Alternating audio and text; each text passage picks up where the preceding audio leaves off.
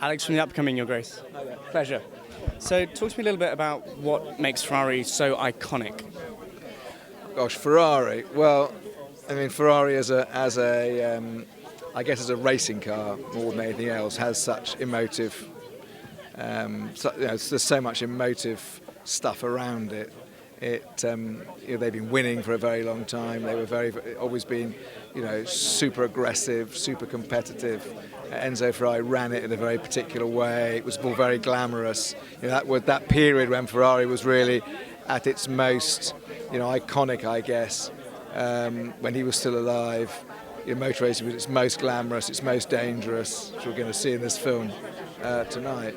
Would you say that you mentioned just then that when he was alive it was so iconic? Do you think then since his death it's maybe lost some of its kind of force behind it? No, not necessarily, but it was obviously I guess it was a purer experience when he was alive, because he was very much driving his own. It was his thing, it was his company, he started, it was his brand.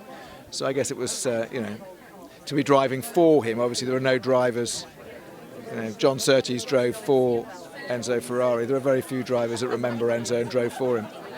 So, I mean, you founded the Goodwood Festival of Speed, and obviously that's all about kind of looking back at motorsport racing and things. Would you say that the golden age was in that period? Would you agree, or would you say that potentially it was another period? No, I think we're very lucky at Goodwood with the revival, and that the Goodwood circuit operated from 1948 to 66. I think we're very lucky that really that really was the sweet spot anyway. So straight after the war, and then up to the sort of late 60s, was really when it was its most glamorous, most dangerous. Drivers were driving lots of different cars every day. They were living extraordinarily kind of crazy lifestyles and driving extraordinarily dangerous and fast cars. So I think that really was a very particular time. There was not so nearly so much money in it. They were all passionate about it. They did it because they loved it.